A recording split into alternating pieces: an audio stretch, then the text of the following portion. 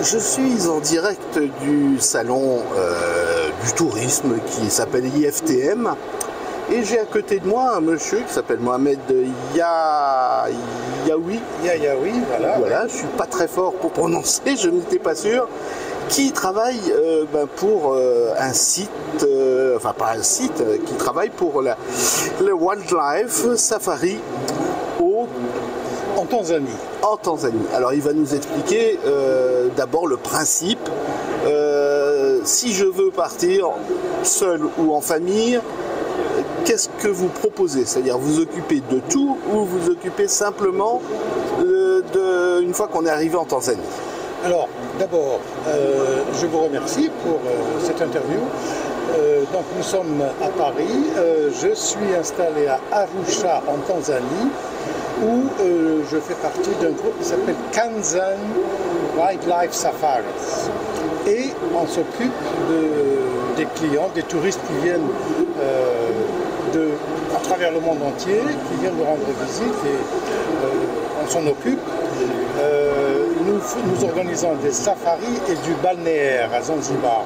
Tanzanie et fait aussi du balnéaire, parce que Zanzibar fait partie de la Tanzanie. Alors ce qu'on offre brièvement, c'est des visites dans des parcs naturels où les animaux sauvages se promènent en toute liberté. Et la spécialité que nous avons, c'est que nous disposons de lodges et d'infrastructures qui se trouvent à l'intérieur même du parc. C'est-à-dire que lorsque nous recevons nos visiteurs, on peut leur offrir la possibilité de passer la nuit à l'intérieur des parcs, chez nous. L'intérieur des parcs, ça veut dire qu'ils sont en pleine jungle, en pleine vie sauvage. Ce qui nous rend un peu spécial par rapport aux autres, c'est que nous travaillons beaucoup avec les communautés locales, avec lesquelles nous avons des rapports plus ou moins commerciaux, dans le sens où nous les aidons socialement à élever leur niveau de vie en achetant des produits, de la gastronomie, nous recrutons le personnel à partir de ces familles-là. Et ça, c'est un grand plus pour nous, parce que nous considérons que nous faisons partie d'un vaste mouvement de protection de la nature et de l'environnement. Nous avons aussi des relations avec les gestionnaires de ces parcs qui nous demandent quelquefois de les aider. Et avec ça, nous avons de très bonnes relations. Vous avez plusieurs parcs, vous n'avez pas qu'un seul parc que vous pouvez faire visiter, si j'ai bien compris. En Tanzanie, il y a beaucoup de parcs, il y a une douzaine. Chez nous, nous sommes installés dans le plus populaire qui s'appelle le Serengeti. C'est un petit peu comme le Kruger Park en Afrique du Sud, mais Serengeti est devenu beaucoup plus important. Serengeti est classé numéro 1 mondial à l'échelle de la conservation pour la 4e année consécutive. Nous invitons les touristes à venir visiter ce parc-là, mais il y a d'autres agences qui s'occupent évidemment d'autres parcs qu'ils font visiter à leurs clients. Qu'est-ce qu'on peut voir alors? Premièrement, quels sont les animaux que l'on peut découvrir là-bas qu'on ne verra peut-être pas dans d'autres parcs? Alors, écoutez, il y a... alors, on commence par les mammifères. Alors, vous avez toute la chaîne. Vous avez les petits rongeurs, les espèces de gazelles, mais en il y a plusieurs genres, plusieurs types. Et vous avez aussi les prédateurs, les lions. Vous avez ce qu'on appelle des Big Five, qu'on appelle communément en Afrique. Ce sont l'éléphant, le lion, le bison, le léopard. Et quel est le quatrième, le cinquième? Je l'ai oublié, ça va me revenir. Donc, et là, à partir de cette chaîne alimentaire, il y a tous les autres, y compris donc ceux qui vivent aux abords des marais, les crocodiles, les hippopotames, et puis la volatile, hein, c'est des oiseaux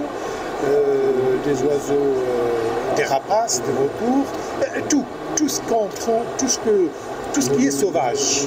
Est-ce que le touriste peut s'approcher de certaines bêtes pour les caresser, ou alors c'est non, pas possible?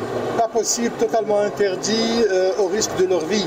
On ne peut pas s'approcher de ces animaux-là.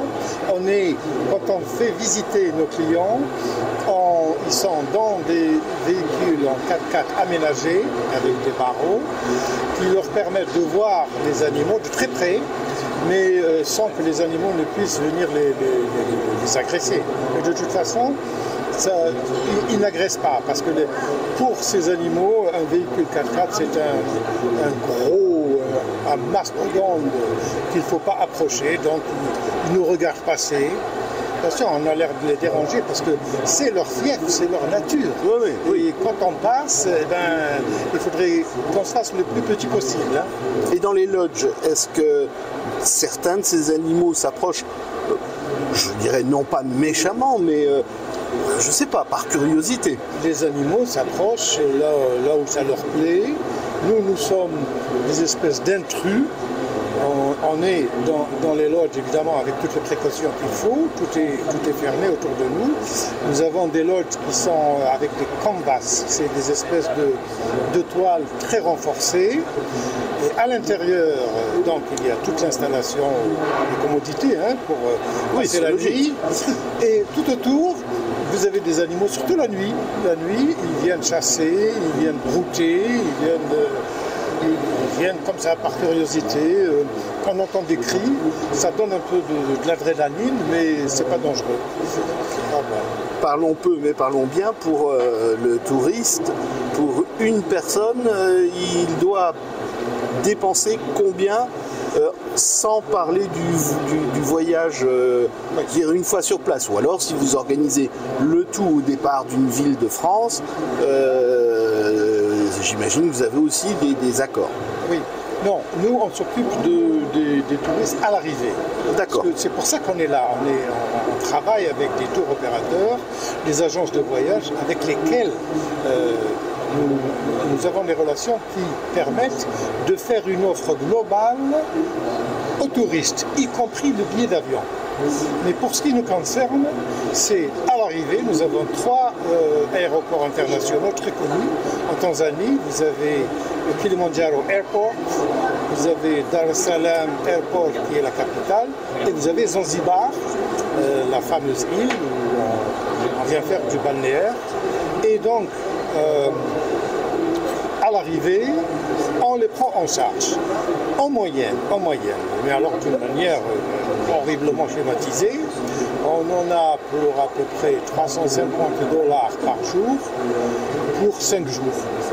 Par personne, on est d'accord. Par personne, oui. D'accord. Par personne, 5 jours avec des visites dans les parcs, une nuitée à l'intérieur du parc, ce qui est un grand plus. Une seule nuitée? Oui, pour ce prix-là. D'accord. Les gens peuvent passer d'autres nuitées. Oui. Donc c'est 350 pour par jour. un jour, 2 jours, une nuit. Alors, 350 par jour, donc par jour et par nuit. Donc si on multiplie ça par 4, ça fait 1200, 1300 dollars pour les 4-5 nuits, en moyenne. D'accord.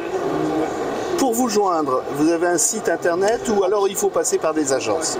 Nous avons un site internet, vous pouvez passer directement par nous, sur la carte visite il y est, mais nous avons aussi avec les agences qui font de la démarche auprès de leurs clients, et là c'est le site de l'agence.